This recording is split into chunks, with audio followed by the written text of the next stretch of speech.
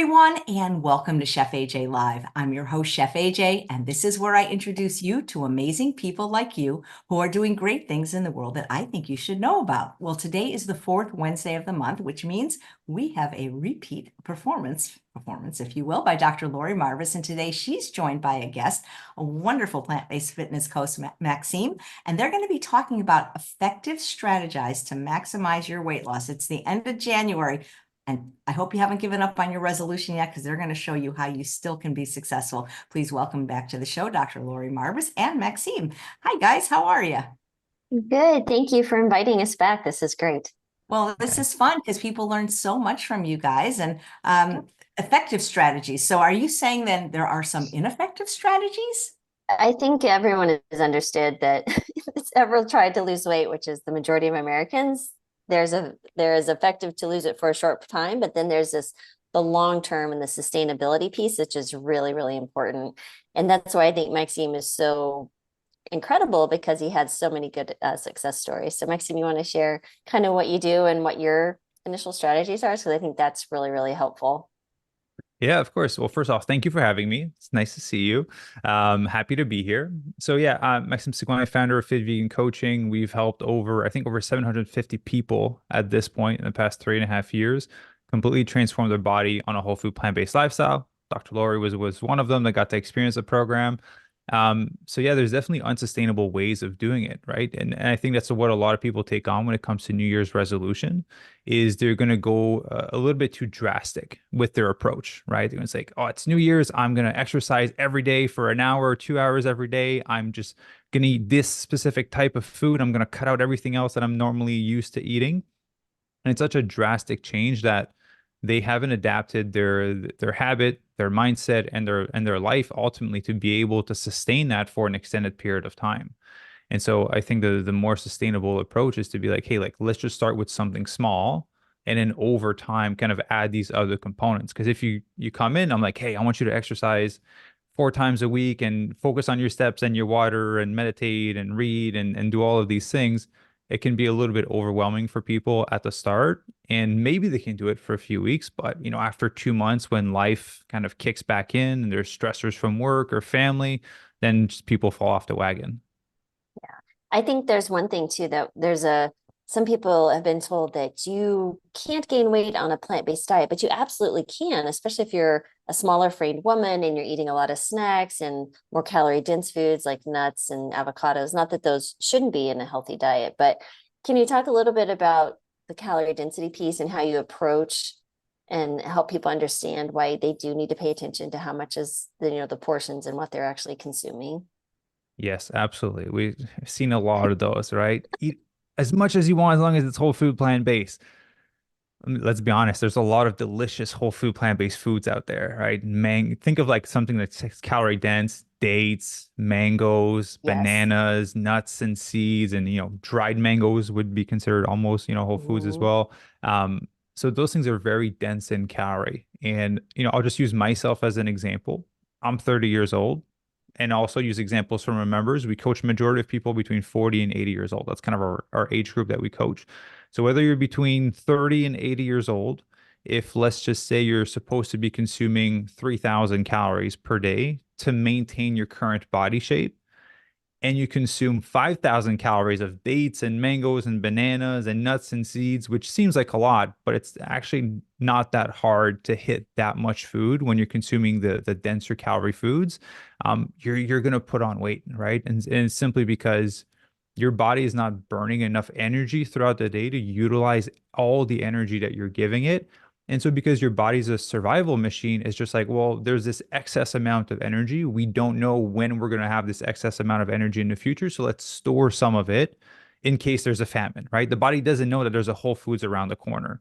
But the thing is, if you do that every day, your body goes, let me store it for the future. And then the next day it's like, abundance, let me store it for the future. And it just keeps storing until we have people that end up weighing 300, 400, 500, 600 pounds Right. ultimately.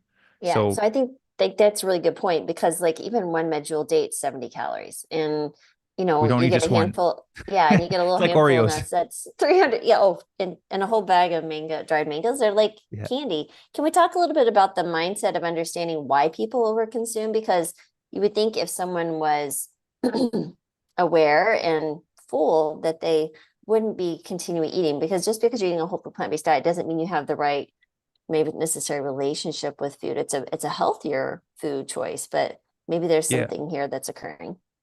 Yeah, well, honestly, I think the big one that's happening nowadays is it's mindless eating, right? You're watching Netflix, you're on your phone, and especially if you're watching something that's a little bit faster paced, which we tend to be nowadays with scrolling or watching something or watching a movie.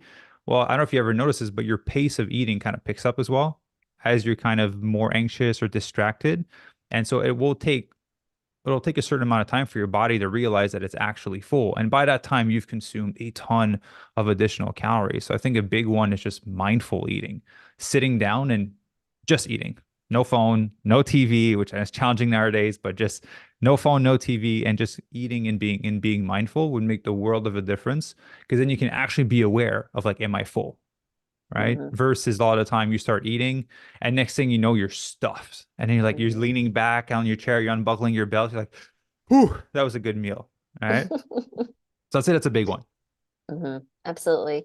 And then I think it also goes back to sometimes they still, maybe when they're bored or stressed or like you said, anxious, they kind of pick up the pace, but people will go to do something, especially if they're working from home. They're like, okay, I need a break from work. So they walk downstairs and, Options grab right there. something or go to the kitchen. It reminds me of the book, The Power of Habit.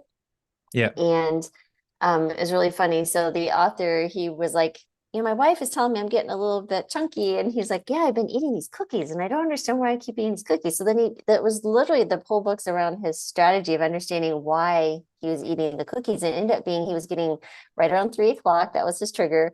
He would go downstairs to the little cafe, buy a cookie, and ended up being that he liked the social factors. It Yeah. wasn't even that he was hungry. It was that, but he was eating these apparently delicious cookies added to this weight gain. And when he changed that, it dropped right off. So, what about negative self-talk or anything? Is there anything mental component to this other work that you do and work with Coach Sarah and such? Yeah, for sure. So, a lot of times, a lot of people we work with are typically going to have more of an unhealthy relationship with food than they typically will tend to have with exercise. And so a negative relationship with food could just stem from like years of trying to lose weight and dieting and trying different things left and right and all the new strategies that are kind of coming out. And at the end of the day, you kind of develop this, yes, unhealthy relationship with food, but also a little bit of this numbness to how your body actually feels and what your Mm. body actually wants. You think that you hear about keto and how people have lost weight on keto. It's like, then I'm just going to do keto. And I don't think that it's a natural thing necessarily to do keto. I don't think people really enjoy it. The people that it was created from had a hard time having a high level of compliance in the original study. But ultimately, by doing keto, like you have to kind of numb your sensors of like, this is not great. I want to have a banana. I want to have a mango. I want to have rice. I want to have quinoa. And so the more years you go through of kind of ignoring those senses of what your body actually wants, then you kind of become numb. And then ultimately, most people end up not being at the weight that they would want to have. So they beat themselves up over it. And then they go try a different tactic and they know that they have to, the typical is cut carbs, right? They know that they have Mm. to cut carbs and they have to just focus on certain things and do X amount of cardio. And that ultimately just leads them to starting to hate certain food groups that are extremely beneficial for them. And for most people, that leads to binging on that food group after they deprive themselves from it, right? Right. So that kind of leads to negative behavior that brings them in the opposite direction of where they're trying to go. And then they go like, well, I know what to do. And then they try to revert back to limiting that food group, which tends to be carbohydrate, which is all the good stuff, all the foods that's rich in vitamins and minerals is in that category.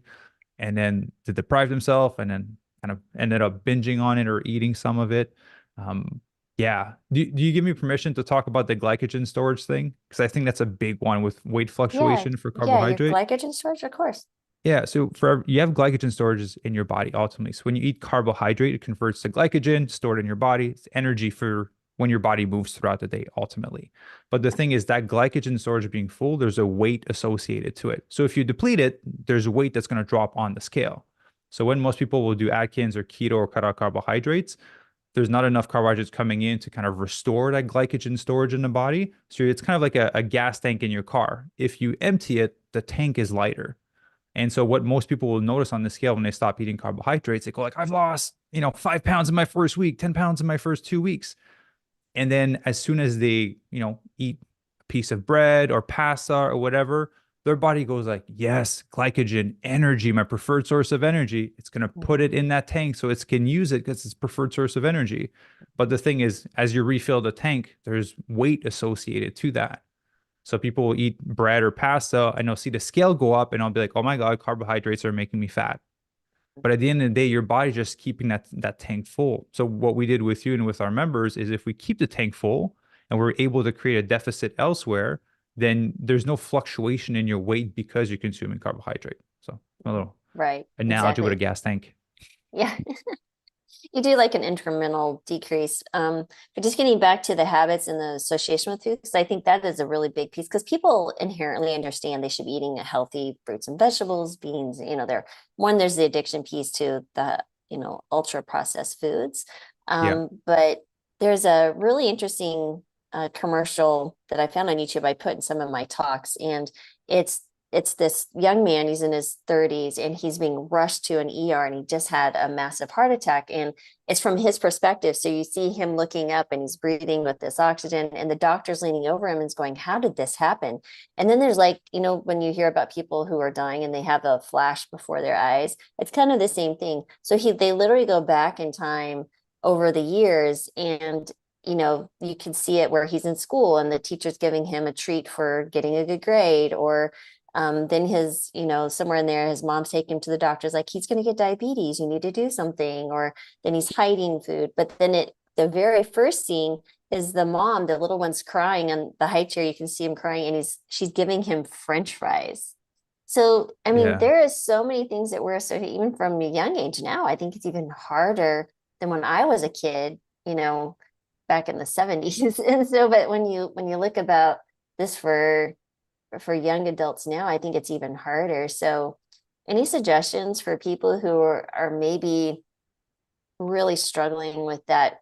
I really just want this because it just makes me feel so good. Because even though they start exercising and eating healthier, there's going to be stressors and these different components in life that just make you want to go back to those habits.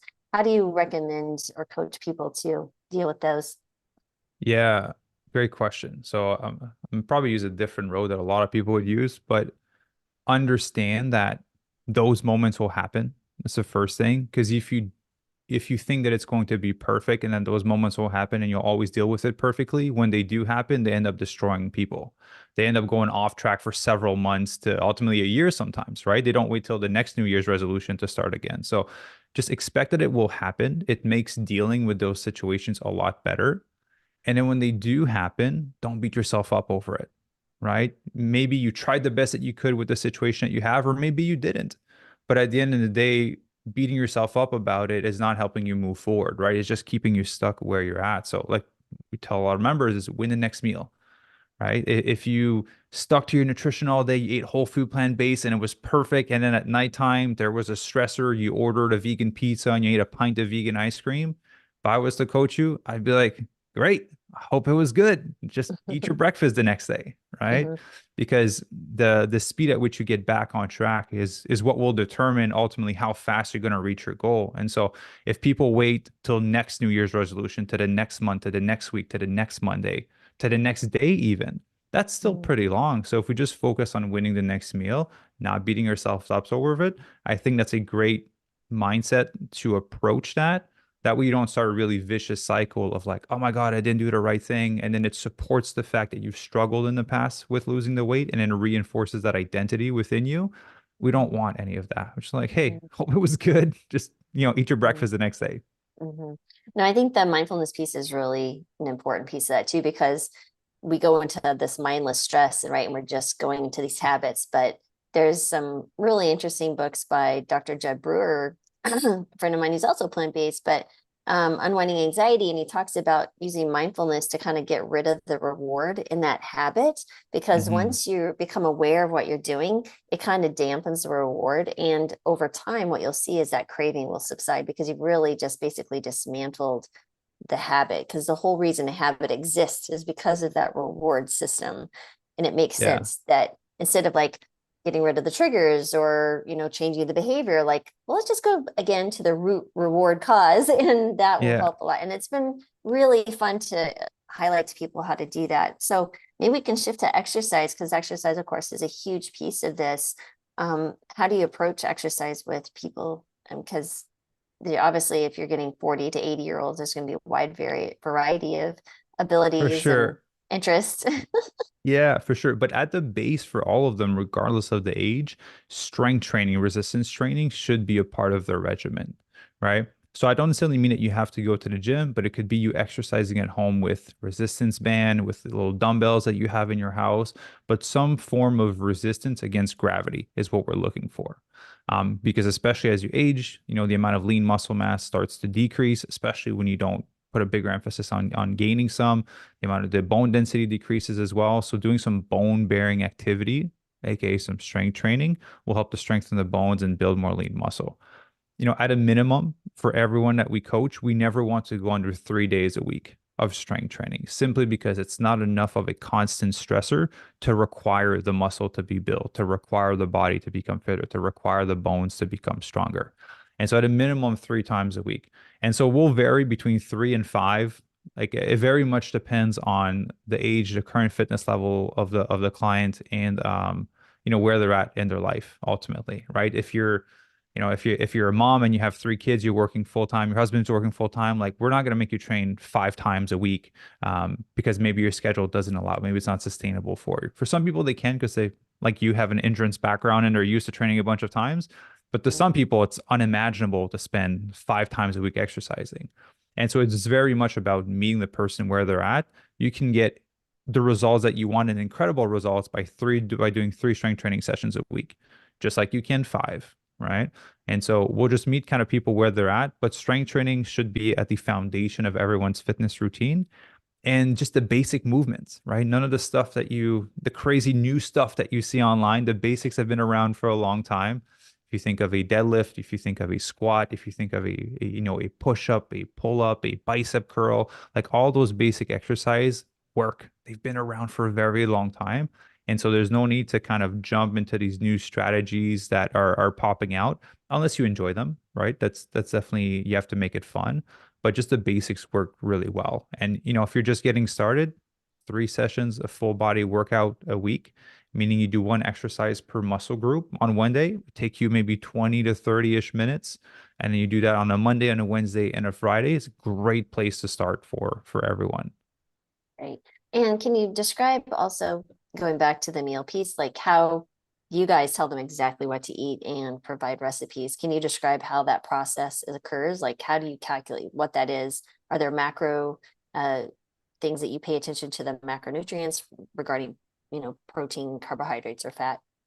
Yeah, for sure. So yeah, when members come in, we build them a custom meal plan for depending kind of where they're at and what's the goal they want to have.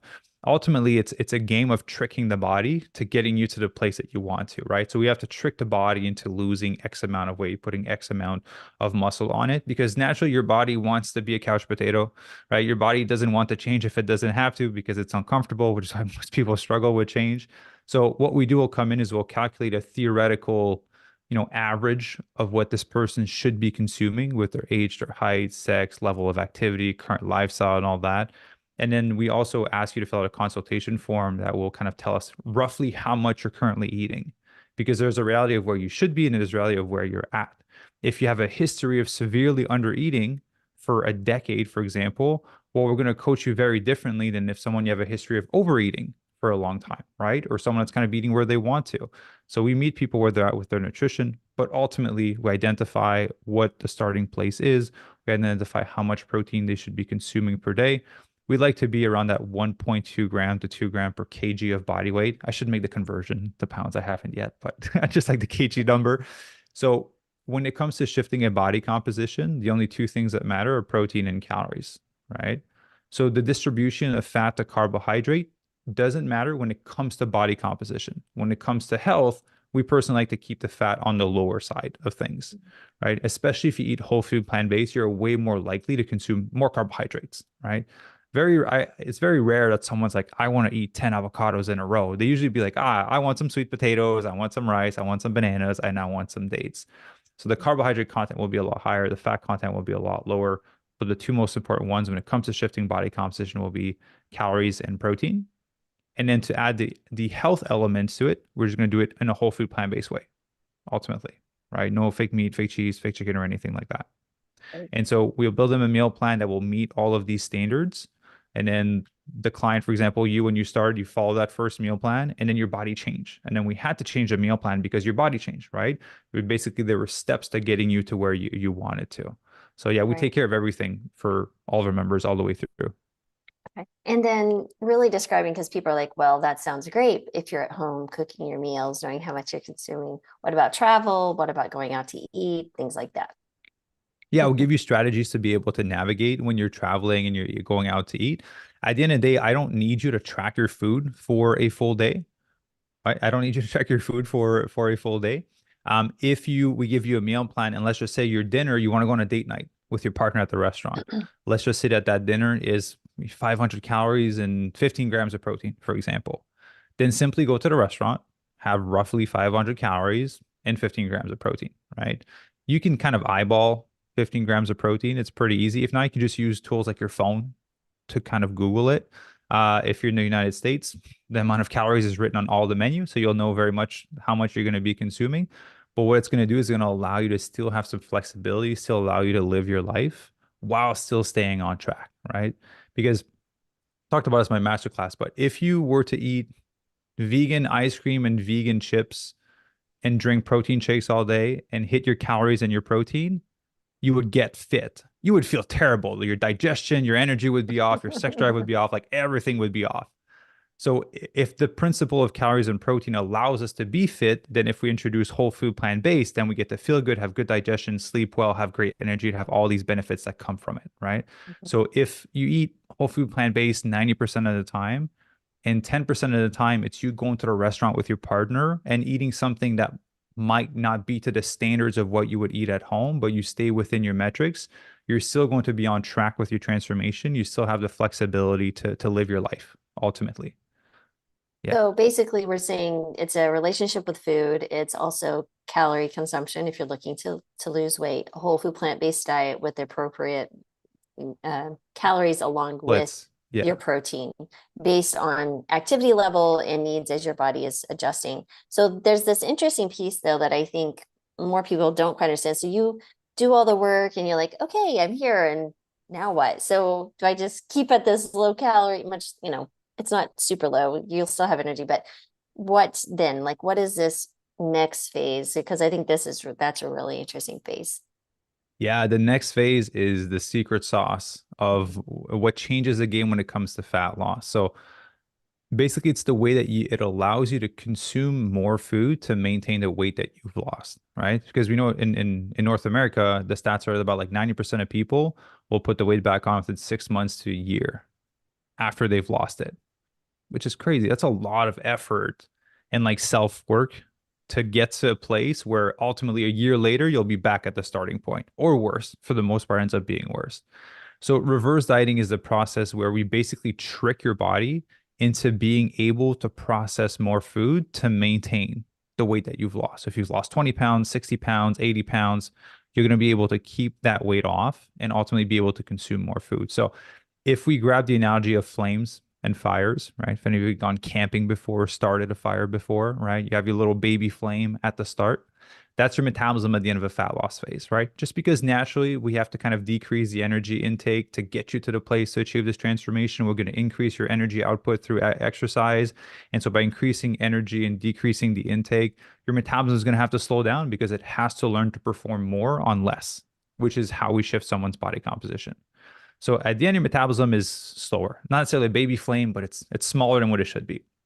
So if you're here, what most people do, either because they use an unsustainable approach to get to the fat loss phase, so either they cut out all of their carbs, they were very strict, they're severely over-exercised, they usually will end their fat loss phase with the energy of like, yes, it's done. Finally, now I can live my life, right? And slowly the foods that they enjoyed starts to creep back in. Slowly the amount of food creeps back in because ultimately you can't live at this lower amount of calories forever, right? Even though it's not that low, it's still not an enjoyable place to be for the rest of your life. And so as people kind of add more food in, that's like throwing a big log of wood on a small flame. It can't handle it, right?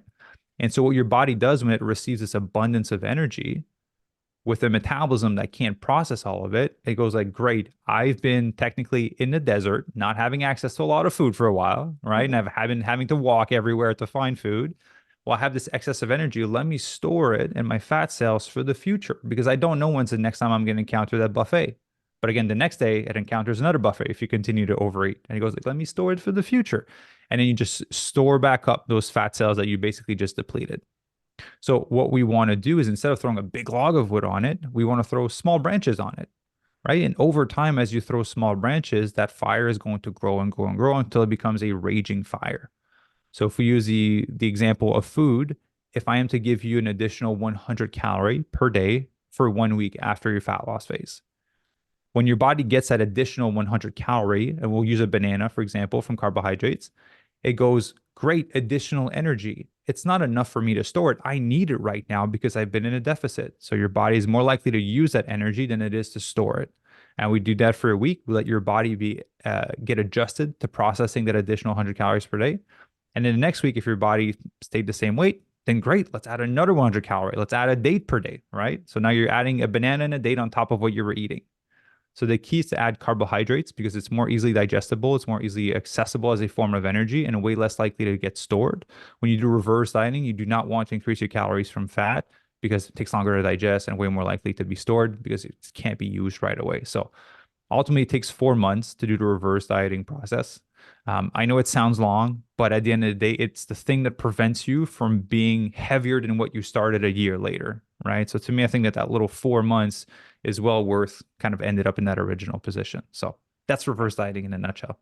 Yeah, no, I think it's a really interesting concept and how it's made enjoyable because you look forward to the next week. You're like, yes, now I'm just going to keep eating More food. a little bit more every day. More food, yeah.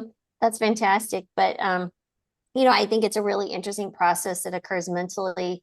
Can you talk a little bit about people that you've worked with? Because I know as I've worked with patients and they've lost weight, so many other things outside of, just the scale and their body compositions improve, sleep, relationships. Can you highlight some of those? Because I think those are actually the fun parts people understand the quality of life improves. Yeah, for sure. Let's talk about the fun side effects that happen when you lose a bunch of weight. One is if you're training at home, you will need to buy more weights because you're stronger than what you've been handling. You will need a new wardrobe at one point. All right. Yeah, I know you bought like 3 pairs of shorts at one point because you kept losing weight. Yeah. And it's not even that much weight. It was just a change in the composition. That's what was so incredible. Yeah. Yeah. So a change in wardrobe. Obviously, there's a massive change in energy. I think there's a change in mental health as well for a lot of people. They just start to show up differently because I think there's 2 levels of confidence. There's confidence that you can buy through clothing, cars, houses, and all that. But then there's true confidence when you know you have the ability to do what you say that you're going to do. And being able to control your body is a perfect illustration of that. And so once people get fit and they know that they have discipline, they know that they have control over themselves, they start to show up very differently for themselves in their relationship with their partner, with their kids, in their career. Like that's why I believe that having a fit and healthy body is the foundation to just live an incredible life. So like all other areas start to be affected once you start to gain mastery or control over your body. So yeah, it's cool. You get to go shopping, you buy new clothes, but the positive effects of it leaking into other areas of your life is what's a game changer for a lot of members. And for a lot of members that have struggled with their weight their whole life, this is one that I never expected when I got to all of this. It's like, Maxim, I don't know how to deal with the compliments that I'm getting. I've never been complimented like this before. And it's a funny thing to think of, but when people are like, oh my God, you look so great, you lost X amount of weight, and oh my God, and then guys are starting to talk and to them or girls are starting to talk to them and they don't know how to deal with it because I'm not used to looking like this. And so we had a member, Darcy. I don't think you've ever met him. I think he was in the program when you were there. Very funny guy from Canada, but he came back one day. He's like, you know what? I took your advice. Someone gave me a compliment. It's like, Darcy, you look great. You've been working hard. And he said, I know I look good. So yeah, ultimately, those are kind of the changes that kind of people notice. But yeah, it's a very different life, and you get to experience life on a different level.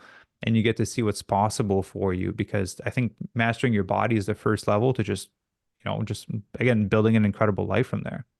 Yeah, and it really can be kind of a reverse engineering piece, right? So sometimes you're like, everything's already failed. Here's one more. Well, I'm willing to try. So it's taking a step in faith. And then as you start seeing these things occur, that's where the mental shift occurs. And that can really be very beneficial for the mental health side of things, which is phenomenal. Yeah. I had a patient one time, she did great, had some health issues, ended up going plant-based. I had a lifestyle medicine program in Colorado, and the program was about 12 weeks. And she did great, 40 pounds lost by the end of it. And she came at the end and was sharing her story, how she walked into where they changing room. I don't know what it looks like on the men's side of the changing rooms, but for women, there's No, usually that's these nice. horrible lights. They're like, it's like, if you're meant to want me to buy some clothes, I would start with the lighting. Yeah. But it was really interesting because before, she said she'd just either go in and not try something on because she was Yeah. always embarrassed, or she'd go in and cry and then put it back on the rack. She goes, I was trying these clothes on, and I was going to smaller clothes because she was looking for something for a wedding. And she goes, I was so thrilled by how good I felt, and how when she put something on, she felt, like you said, that confidence. She said, I bought 2 dresses, and she was just crying, sharing this story in front of her. It was so wonderful. And then she went on to become a health coach herself, which is even more fun. So, I mean, that's incredible. You'll see people change their career choices because they're like, I figured this out. This is amazing. So it's absolutely Yeah. incredible. Yeah. So So, those stories are great. That's why I do what I do. yeah, Those are the best yeah. part.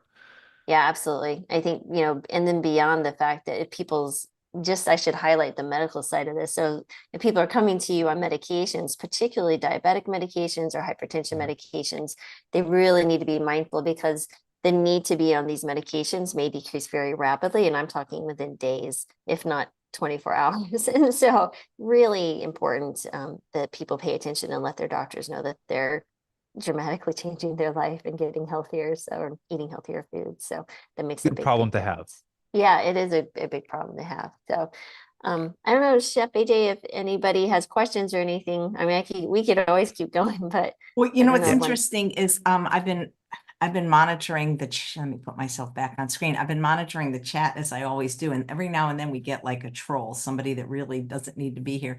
And somebody kept posting about to join their support group for people taking Ozempic and Wegovy. Oh my We can goodness. talk Are about you Ozempic for sure. serious? Yeah. So this is it's a medication typically originally prescribed for diabetics, and um, it affects certain hormones. But the way it's working is it's decreasing your appetite. And there's some newer ones that actually also affect the brain too, where the craving for the food also declines. And what you see is a very rapid weight loss. And the greatest concern is if someone is not, if we're not addressing the root lifestyle causes, if they get any side effects, or they can't afford it anymore because these are very expensive drugs, what will Yeah. happen is you just go back to the same thing, but you're also at risk of losing muscle mass because you're basically not eating. You're at a very hypocaloric diet, and that can be very serious. There are, potential individuals who can do very well with these medications, and I'm not saying they're not very potent for some folks, but I think there should be some additional education about the lifestyle interventions and the habits and everything as they're making this transformation that they should start adopting, so that they don't need to be on these medications. They're talking about putting people on these medications for a lifetime. Like, we're already about Yeah. to be bankrupt in this country. Let's just push it over the That's edge. Yeah, it's like, that's oh my recurring heavens. revenue for those drug companies for sure. Yeah, exactly. I'm like, and who wants to be beholden to an injection? I mean, I think there's some oral ones coming out for the rest of your life. I mean, I would say work on your lifestyle, but also we need to be doing more work on our environment, and, Yeah. making that is one of my favorite things, AJ, that you always say is, if it's in the house, it's in your mouth. That thing. For Listen, sure. I've never known that not to be true. And especially because people think I have like, iron willpower. I was at a meetup, and Chef Naomi from Raw Food Fresno gave me this like raw vegan carrot cake, and it hits all the buttons for me. It's gluten-free, it's SOS free. vegan, of course, but it's really, really calorically dense. You know, it's made with the meat of the coconut. And every day, I mean, thank goodness it was a personal size cake, because every day it kept calling to, and I ate it. I mean, you know, I was able to moderate how much I ate every day, but not without difficulty, because now that it's gone, all I think about is when is that cake coming back? I don't know if you guys are familiar with this book. I'm going to have him on the show on Yep. Thursday. I know you really like Dr. Brewer. And so it's a really good book. You know, one of the things, and maybe if you did address this, maybe even bring it home a little more. I don't think people realize that if you're doing the weight is not lost as quickly as people would like, at least the way that we recommend sustainably, you know, because these drugs and surgeries can make people lose weight quickly, even going on an unhealthy diet like keto. People, I'm saying this because yesterday I was watching a presentation from Dr. Doug Lisle, because I'm part of the McDougall program. And he was saying, you know, people lose about 2 ounces of fat a day. You know, it takes some time to lose weight, and people are not realistic, I think, sometimes. Well, I think if they're also just looking at the scale to determine, oh, this is my goal. But if you're approaching this the way Maxime does it, so you're also building muscle over time as you're losing some fat. So the scale may not even move even as quickly as you think. The inches and the body fat composition is a much better way of looking at this. Don't you, when you agree, Maxime? I think looking in the mirror is going to tell you more than the scale. Absolutely. Yeah, absolutely. Because you can lose 2 pounds of fat and put on 1 pound of muscle and just be negative 1 pound on the scale. But when we look at the photos, there's a pretty significant difference, right? That shows more than a 1 pound loss. That's why, like, for example, for you, some of your photos, or for some of the other members, that's why we do the photos. It's like, you can see, like, okay, you didn't lose weight this week, but your photos definitely show, right? Your inches around your waist, your thighs are definitely shrinking. You can definitely tell the difference. And ultimately, you know, I doubt anyone wants to look like skinnier and fluffier at the end of kind of doing all of this work. Everyone wants to be lean and tone and just have a bit more like muscle mass, because you feel stronger, you feel so much better. It's so much better for like reduced risk of injury, for longevity as well. And so when you go through those rapid fat loss methods, which I think is what we started off the conversation with, yeah, it's one of those unsustainable things. Like, I think doing Ozempic is just a very much more extreme version, as if you were to do keto and starve yourself. Because, like, yeah, what happens when the drug stops being made? What happens when you run out of money? Well, guess what? Your hunger's coming back, right? And it's going to come back strong because you've been under eating for such a long time. And I also heard of Ozempic face. You ever heard of that before? People's It's, face starts to get droopy, yeah, because they've lost such a significant amount of weight very quickly, that the and skin doesn't have time to adjust. to I like adjust. looking Yeah. good. I don't want to sag my face, but yeah. So ultimately, yeah, it's a part of those unsustainable methods. I think there is a place for it depending on the situation. I was thinking about this, like, you should ask your doctor, but your doctor is probably going to prescribe it. You should ask Dr. Laurie. Dr. Laurie will be like a genuine advice of if you should Right. or not. But yeah, for a lot of people, it's just it's a pill solution to work that Right. doesn't that people don't want to do for the most part, and it won't serve them, and it's sad how many people it's going to hurt and affect in a negative way to take this thing, and then just, 5 years down the road, everyone's even heavier than what they were when they started. It'll be interesting to see what the long-term consequences are. Because I mean, I remember taking fen over 30 years ago, and then getting a letter from the FDA saying you have to have an echocardiogram because it caused heart-lung damage. And you're absolutely right, Maxime. I mean, fen worked great as long as I was taking it. But, you Yeah. know, and I think it's the same way with these drugs. They're if they like them, that's fine, but it's going to be expensive, and they're going to have to do it forever. Right. And Yeah. some of them have the side effect of potentially increasing risk certain types of thyroid cancer. So we don't know what that number is going to be in, 10, 20, 25 years from now. I It think we'll just have, shows how how desperate people are. I remember starting the year with Dr. Lisle. He said in the United States, weight loss is the #1 personal goal. And I've heard that now we're 91% overweight. I don't know if that's true, but oh, it's a lot. I mean, because wow. Dr. Yeah. Furman has always said that the BMI is wrong, that we're Yeah. making it that really more people are overweight than what is being reported, Right. for a normal Yeah. Well, I'm BMI. overweight Yeah. according to BMI, just to Yeah. put in perspective. Yeah. Yeah. Well, when I was in Well, the Air Force, I mean, we'd have guys that were very muscular, young, and their BMI was put them in the overweight category. And you're like, yeah, but it is what you can use. I mean, it's a simple thing you can do very quickly in a clinical setting.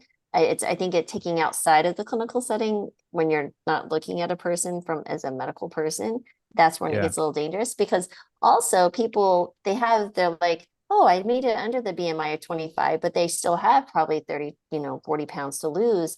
They're still Yeah. hypertensive. Their blood sugars aren't where we want them. And they're wondering, why isn't I'm a normal weight? And I'm like, well, there's more to it than that. And so I think it's a really good lesson to understand that BMI isn't the only key factor to be looking at. But I think actually the waist hip ratio is a much stronger indicator of if you're at where you need to be, because now we're talking about visceral fat, which is actually very different metabolically active. So it's much more inflammatory, can increase risk of things like insulin resistance, can lead to diabetes and hypertension, higher cholesterol, all these different things. So you get fatty liver, which can convert to, where you get inflammatory issues and can lead to cirrhosis and liver cancer. So again, the really important thing is approaching this in a healthy, sustainable fashion. And Yeah. but it's the mental piece that so many people need to get over.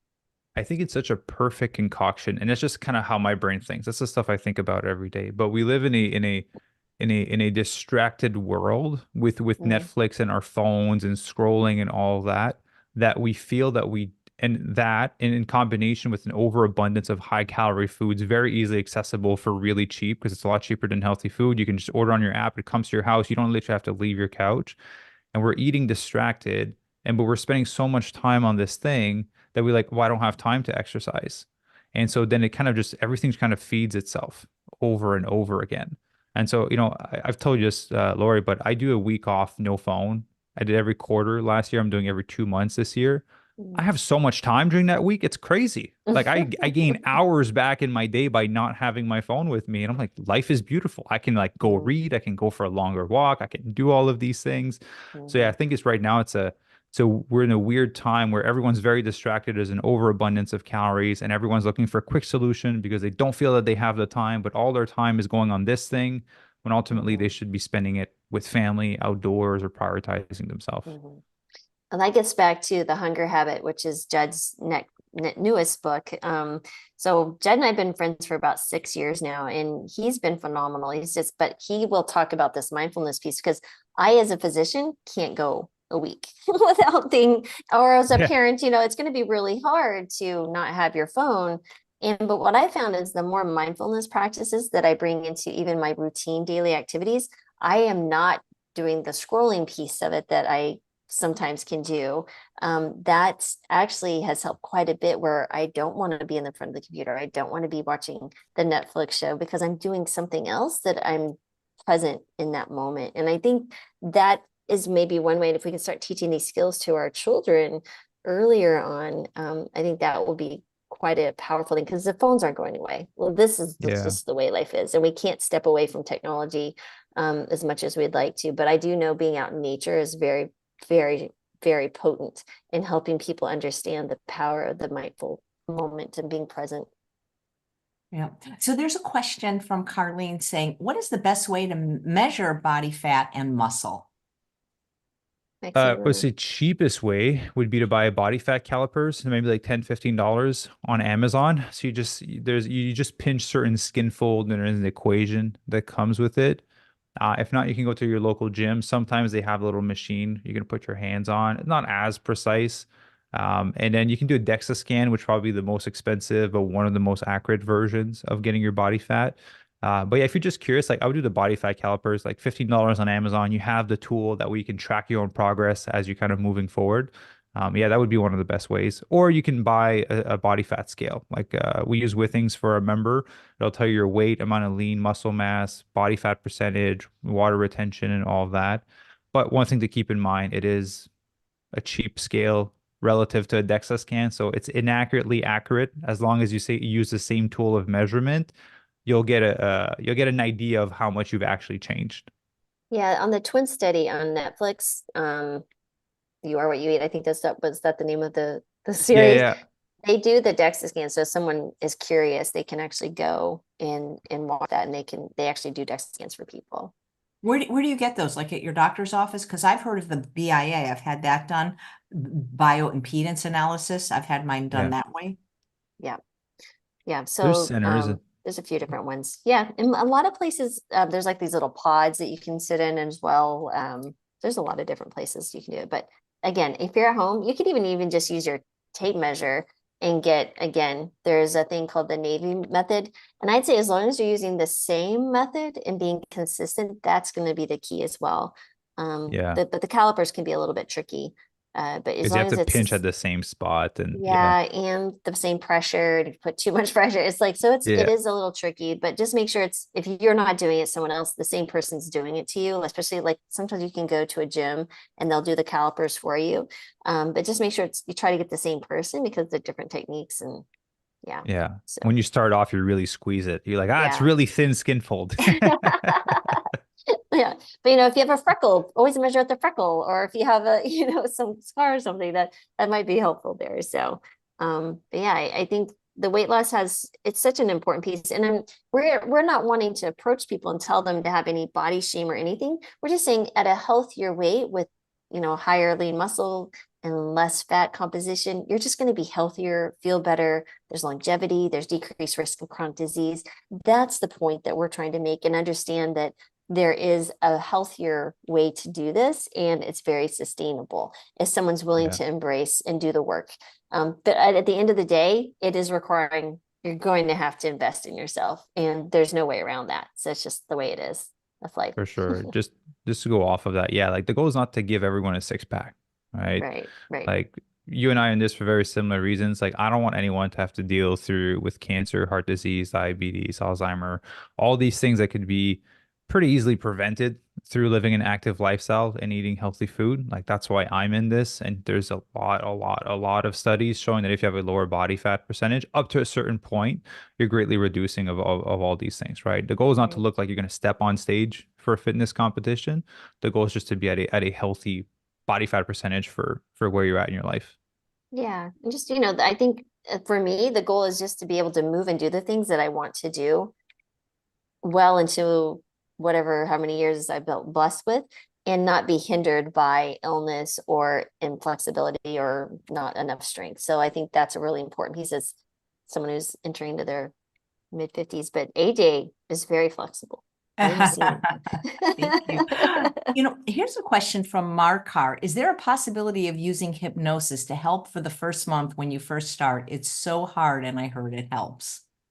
I think there is some evidence with self-hypnosis and weight loss. There's an interesting podcast. I think he was on Rich Roll, Dr. David Spiedel, and he's the founder of Reverie, which is a self-hypnosis app. But there's some really interesting gentleman, Dr. Shad Helmstetter, and he did this thing called, he wrote a book called What to Say When You Talk to Yourself.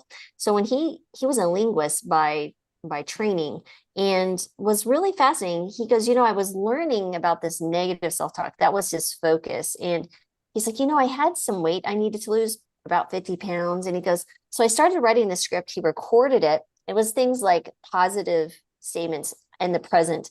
I am healthy. I only eat foods that are feeding my body, nourishing. And so they weren't like, I'm going to lose weight. You're going to actually, it was more of like, these are these positive things that I'm going to do. And so what he would do is he'd play them every morning in his bathroom while he was getting ready. And this incredible thing happened over 10 weeks. He lost 50 pounds. And he goes, and the crazy thing was, my wife was also listening to him in the background. She lost 25 pounds. He didn't, go out and make a very strict dietary change and just suddenly started exercising. He started changing just what he was listening to. So there's some really powerful things going on there in the mind. But I thought that was really fascinating. So I think there is some place for things like self-hypnosis, and I think that definitely there's place for it. Yeah, is it just like a daily reminder of your new identity ultimately, right? Because sometimes you'll get busy and you'll forget to think about these things. So yeah, daily reminder of your new identity, and also just looking at the method that this gentleman is potentially using at the start, right? Like if he's just trying to go sprint a marathon, ultimately, it might be more challenging the first month as well. Yeah, but sometimes just getting started, it feels like a marathon. It feels like the marathon. Yeah. Or sprint. Yeah, Your people are first like, few steps. it's so far to go, but if they can, and I was like, that's the one thing. I was like, the only thing you can do, the future may or may not happen, whatever you think will happen. But the only thing you can do is two things. Is right now is either you can accept the situation or you can do a small step, some active action right now to change your current state. And that's all we have, literally every moment. It's like that choice. And so you can accept or you can do something. Make your choice. Yeah. So Jennifer says, how do you get off the phone for a week when you have family needs, business, others, and does the computer count? Yeah, so my computer, I don't touch my computer, I don't touch my phone. So I'll have like a flip phone with me. So I can't do any social media with it. The whole point is to not be on Instagram, TikTok, YouTube, or any of those things. And then my wife, so funny to say because I got married 2 weeks ago. So I'm still getting used to it, but You got married? yeah, Congratulations, boy. thank you. How tight-lipped can you be? That's wonderful. Oh my Thank you. goodness. Thank you. But she has her phone. So if there's emergencies, my parents can just call her. Yeah. But it's not a flip phone, right? It's just the whole point is to not scroll on something or be distracted. And they're pretty boring to text with. So I'm just talking to people. That's great. That is fantastic. So Dixie says, where's your question? I just saw it. Should you wait until your stomach growls to eat if your schedule allows? Yeah. Like waiting till you're hungry. I mean, Well, here's the thing. At least here's my experience with fat loss and kind of hunger signals. If you're just getting started and your goal is to lose weight, you probably either have been under eating for a long time or overeating for a long time. And I think a lot of people are numb to how their body is actually feeling.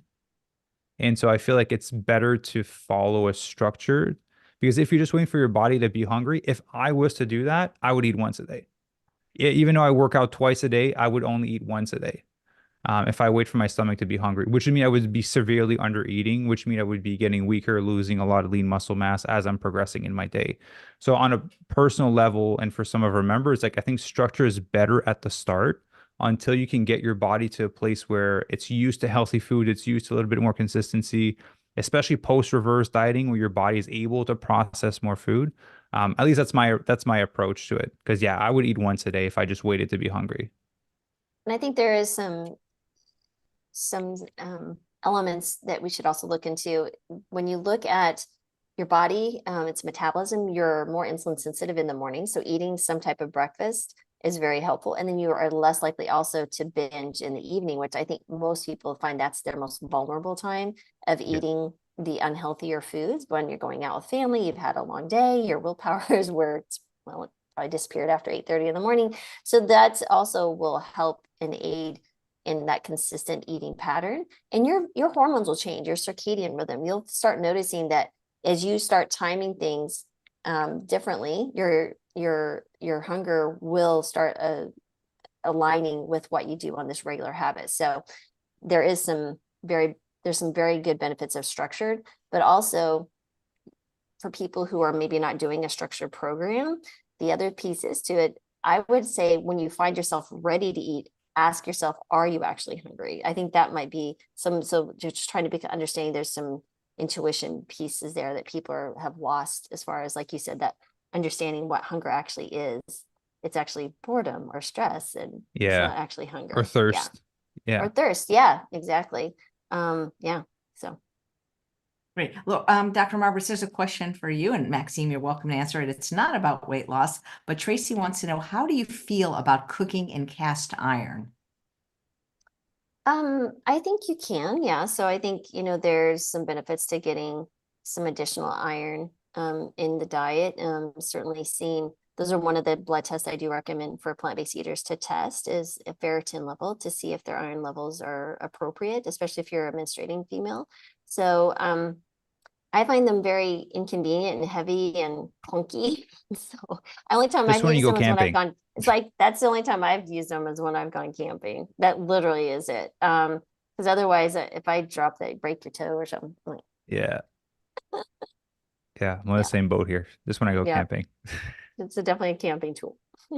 Yeah. Well, this is not a question, but it's a comment, and it's really, really nice. And I'd like to read it if you don't mind. And it is from Dana. And she writes, I've been listening to Chef AJ for a long time, and there have been many fabulous doctors on. How do you pick the correct ones for you? I took the leap with Dr. Laurie Marbas, and I'm so happy I did. Not only is she brilliant, if she does not have an answer to your question, she will research it and get back to you, and she follows through.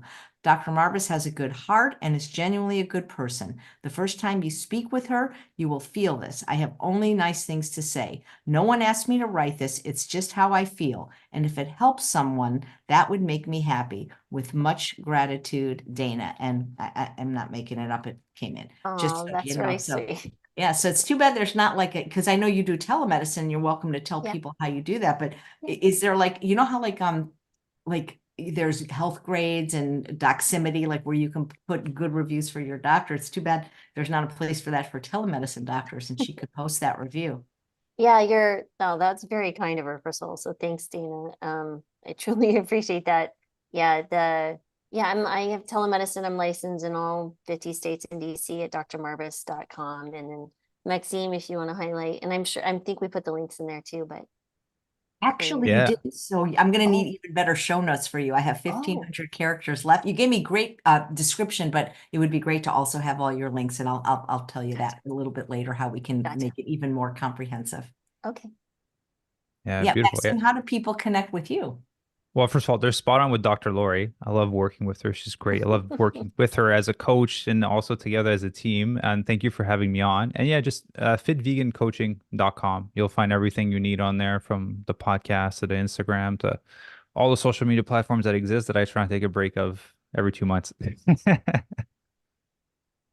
Nice. Thank you so much. And you know, it's funny because Dr. Marvis, not funny, but it's coincidental. You work with Brittany Giroudi, and she's going to be Yeah. my guest at 11, you know? Yeah, she told me. So we have the This healing is like kitchen the Laurie together. Marvis day. Yeah, It just Brittany and worked out I. that way. Yeah, no, it's I know you guys had rescheduled, but we have the healing kitchen, and we meet weekly, and she cooks and I answer medical questions, and then we do workshops with guests, and I do a workshop like tomorrow. We're doing one actually on the psychology of weight loss, which is really interesting. Again, all that's found at drmarbas.com, and we're going to be publishing our first book together.